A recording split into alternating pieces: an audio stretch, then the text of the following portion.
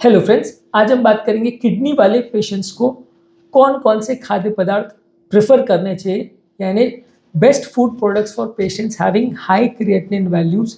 इस पर डिस्कस करेंगे और कुछ इंपॉर्टेंट बेसिक रूल्स पर भी हमने बात करी थी जो किडनी पेशेंट्स को फॉलो करना चाहिए अपना डाइट सिलेक्ट करने से पहले। अगर वो टॉपिक आपने नहीं देखा है तब तक तो उसे चेकआउट करिए। आज इस टॉपिक का सेकेंड पार्ट करते हैं।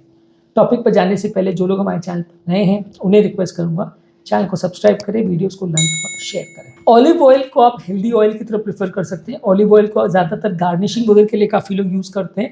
कुकिंग के लिए उतना अच्छा नहीं है क्योंकि इसका स्मोक पॉइंट उतना ज़्यादा नहीं है, पर अदरवाइज ये अच्छा ऑयल माना जाता है सलाद और ड्रेसिंग्स वगैरह के लिए किडनी पेशेंट्स में। इसके अलावा पत्ता गोभी को एक अच्छी सब्जी माना जाता है, इसमें लो पोटाशियम वैल्यूज़ है, तो सब्जियों में आप इसको काफ़ी प्रेफर कर सकते हैं। हालांकि बहुत ज़्यादा मात्रा में जैसे नूडल्स वगैरह में ऑयल के साथ डाला जाता है तो वो उतना अच्छा नहीं है।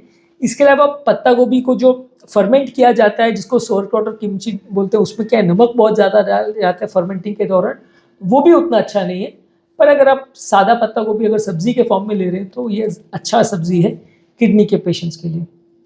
इसके अलावा राइस ले सकते हैं। राइस बेसिकली वाइट राइस जो है वो डाइजेस्ट करना बॉडी के लिए अच्छा है, हालांकि वजन बढ़ाता है, लेकिन किडनी के पेशेंट को इसको डाइजेस्ट करना अच्छा है। ब्राउन राइस में कंपैरेटिवली आपको थोड़ा सा ये देखना पड़ेगा कि इसमें विटामिन मिनरल्स कई बार ज़्यादा हो जाते हैं बॉडी में थोड़ा, तो एडवांस किडनी वाले पेशेंट्स के लिए थोड़ा सा बहुत ज़्यादा मात्रा में उसको लेना नुकसानदायक हो सकता है। इसके अलावा पाइनएप्पल को आप प्रेफर कर सकते हैं, खासकर उन लोगों को जिनका पोटाशियम लेवल्स कम है। ये एक लो पोटाशियम का अच्छा ऑप्शन है। इसका जूस को भी आप प्रेफर कर सकते हैं। जिनको एडवांस किडनी डिजीज है उनके लिए भी थोड़ा सूटेबल है, बस ये कार्बोहाइड्रेट ज़्यादा होता है तो थोड़ा वजन इससे बढ़ सकता है। क्रैनबेरी जूस काफ़ी अच्छा है, अनस्वीटेंड या बिना चीनी डाला हुआ क्रैनबेरी जूस जो है वो यूरिनरी ट्रैक्ट इन्फेक्शंस के लिए भी अच्छा है। पेशाब की नली में होने वाले कीटाणुओं को भी मारता है, तो अगर यूरिनरी ट्रैक्ट का आपको इन्फेक्शन है तो क्रैनबेरी जूस को आप प्रेफर कर सकते हैं। इसके अलावा गार्लिक यानी लहसुन को आप ले सकते हैं। ये फ्लेवर डालने के लिए इसको काफ़ी चीज़ों में आप यूज़ कर सकते हैं। इसमें सोडियम कंटेंट कम है, पोटाशियम कंटेंट कम है, तो ये अच्छा फूड माना जाता है। इसी तरह से प्याज को भी आप प्रेफर कर सकते हैं यदि आपको किडनी का प्रॉब्लम है। प्याज भी कंपेरेटिवली अच्छा सब्जी है अगर किसी को किडनी का प्रॉब्लम है तो। इसके अलावा कॉर्न स्टार्च यानी कि अगर कॉर्न से बना हुआ जो स्टार्च होता है उससे आप चीज़ें बना सकते हैं।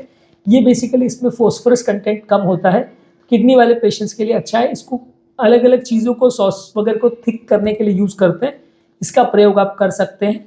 इसके अलावा वाइट ब्रेड और पास्ता को आप प्रेफर कर सकते हैं। नॉर्मली हम ज़्यादातर वाइट ब्रेड को अवॉइड करने बोलते हैं, लेकिन होल ग्रेन के कंपैरिजन में इसमें फॉस्फोरस कंटेंट कम रहता है, तो जिन लोगों का फॉस्फोरस ज़्यादा है वो वाइट ब्रेड को और वाइट पास्ता को प्रेफर कर सकते हैं। एक चीज़ इसमें ये भी जानना ज़रूरी है कि हम कई बार बात करते हैं वाइट ब्रेड और वाइट राइस, ब्राउन राइस और ब्राउन ब्रेड की, तो ब्रेड में खासकर आपको ये देखने की ज़रूरत है कि कितना कॉन्सेंट्रेशन ब्राउन पोर्शन का है। कई बार क्या होता है कि आप काफ़ी इस तरह के वीडियोस भी आजकल अवेलेबल है जो ये दिखाते हैं कि ये लोग कुछ कलर्स डाल के, केमिकल्स डाल के उसको ब्राउन कर देते हैं, और ब्राउन वाला पोर्शन इतना होता है, बाकी मैदा वाला पोर्शन इतना होता है, शुगर भी बहुत डाला होता है, तो वो अच्छी चीज़ें नहीं है। अगर उसको अच्छी तरह से बनाया गया और पूरी तरह से वो ब्राउन कंटेंट है तो उसको ब्राउन की कैटेगरी में रखा जाएगा। पूरी तरह से अगर वो वाइट है तो वाइट की कैटेगरी में रखा जाएगा। अगर लोग मिक्सचर बनाएंगे तो फिर वो उतना हेल्दी नहीं होता है। तो ये वाइट ब्रेड और ब्राउन ब्रेड का जो इशू है, इसको थोड़ा सा इस तरह से हमें देखने की ज़रूरत है कि वो कितना प्योर कंटेंट है और क्या आपको मिल रहा है, कौन सी कंपनी उसको बना रही है, वो कितना अच्छा प्रोडक्ट बना रही है, उसको थोड़ा आपको देखने की आवश्यकता है। नहीं तो आप चूज़ करोगे वाइट ब्रेड या ब्राउन ब्रेड और फाइनली आपको मिलेगा घूम फिर के वही जो कंपनी आपको देगी, वो कितना ऑथेंटिक है वो कई बार डाउटफुल रहता है। इसके अलावा आपको ज़रूरी है कि आप हर चीज़ों में पोर्शन कंट्रोल करें। कोई भी चीज़ बहुत ज़्यादा मात्रा में नहीं खाएं। कोई भी चीज़ों को बहुत ज़्यादा मात्रा में खाने से किसी में प्रोटीन बढ़ जाता है, किसी में पोटाशियम बढ़ जाता है, किसी में फॉस्फोरस बढ़ जाता है, तो मैनेज करके सब चीज़ों को डिवाइड करके खाएं। इसके अलावा बहुत ज़्यादा फास्ट फूड और प्रोसेस्ड फूड्स बहुत ज़्यादा मत खाएं। फास्ट फूड यानी मार्केट में available junk food, oily food जो भी अवेलेबल रहता है वो हेल्दी नहीं होता है। उसमें ऑयल भी ज़्यादा होता है, सोडियम और शुगर भी ज़्यादा होता है, जो कि हेल्थ के लिए अच्छा नहीं है। जहाँ तक पॉसिबल है उसको मैनेज करिए। इसके अलावा खुद का ब्लड प्रेशर को प्रॉपर्ली मॉनिटर करिए। अगर आपका ब्लड प्रेशर कम रह रहा है तो आप सोडियम कंटेंट नॉर्मल ले सकते हैं। यदि ब्लड प्रेशर ज़्यादा रह रहा है तो सोडियम कंटेंट कम लेना चाहिए। तो आपको सोडियम लेवल्स कितना लेना है वो आपकी ब्लड प्रेशर रीडिंग्स पर डिपेंड करेगा। ज़रूरी नहीं है कि हर किडनी पेशेंट को लो सोडियम लेना है और हर लो बीपी वाले पेशेंट्स को ज़्यादा सोडियम लेना है, ये केस टू केस वेरी करेगा। कितना आपका ब्लड प्रेशर है उस पर डिपेंड करेगा। मान लीजिए आपका ब्लड प्रेशर 80-90 से नीचे चला गया तो आपको ज़्यादा नमक खाना है। ब्लड प्रेशर अगर 100 to 120-130 के बीच में तो नॉर्मल नमक खाना है। 120-130 से ऊपर अगर आपका ब्लड प्रेशर है तो नमक कम खाना है। तो ये आपका ब्लड प्रेशर खुद ही आप मॉनिटर करके उसको उस हिसाब से डिसाइड करिए कि कितना नमक आपको दिन भर चलेगा। इसके अलावा आपको ज़रूरी है कि सारी चीज़ों को प्रॉपरली मॉनिटर करिए। कई बार क्या होता है कि आप लो पोटाशियम वाली चीज़ें ले रहे हो, सडनली पोटाशियम बहुत कम हो गया, लो फॉस्फोरस वाली चीज़ें ले रहे हो, फॉस्फोरस बहुत कम हो गया। तो वो चीज़ों को प्रॉपरली आपको चेक करना आना ज़रूरी है कि वो कितना बॉडी में रह रहा है। अगर बॉडी में आपका कोई चीज़ बहुत ज़्यादा कम हो गया तो वो दोनों तरह से आपको नुकसान करेगा। इसलिए आपको हमेशा ये ज़रूरी है, कोई भी कंटेंट चाहे वो पोटाशियम है, सोडियम है, फॉस्फोरस है, कैल्शियम है, सब चीज़ को हर बार हर 2-4 महीने में एटलीस्ट मेजर करते रहें। क्रिएटिनिन वैल्यूज़ को भी मेजर करते रहें कि बढ़ तो नहीं रहा है, प्रॉब्लम तो नहीं हो रही है, तो आप डाइट को बेटर मैनेज कर पाओगे। एक ब्लैंकेट स्टेटमेंट कि ये चीज़ अच्छी है और ये चीज़ बुरी है, ये लाइफ टाइम चलेगा, ऐसा ज़रूरी नहीं है। सेम व्यक्ति के लिए अलग अलग टाइम पे अलग अलग क्रिएटिनिन और पोटाशियम और सोडियम के लेवल्स पर डाइटरी रिकमेंडेशंस चेंज हो सकती हैं। तो इस हिसाब से आपको खुद को मैनेज करना ज़रूरी है कि अभी मेरा पोटाशियम इतना है तो मुझे ये खाना है, अभी पोटाशियम कम है तो ये खाना है, फॉस्फोरस इतना है तो ये खाना है, कम हो गया तो ये खाना है। इसको आपको खुद थोड़ा मैनेज करना आना चाहिए, क्योंकि हर बार डॉक्टरों के लिए भी पॉसिबल नहीं होता कि आपको हर 10 दिन में नया डाइट चार्ट बना के दें।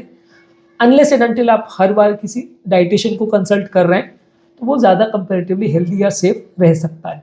इसके अलावा आप अगर नॉनवेज फूड लेते हैं तो स्किनलेस पोल्ट्री ले सकते हैं, सी फूड को प्रेफर कर सकते हैं। इसमें कंपैरेटिवली एंटी इन्फ्लेमेटरी प्रॉपर्टीज़ और ओमेगा 3 फैटी एसिड्स अच्छा रहता है।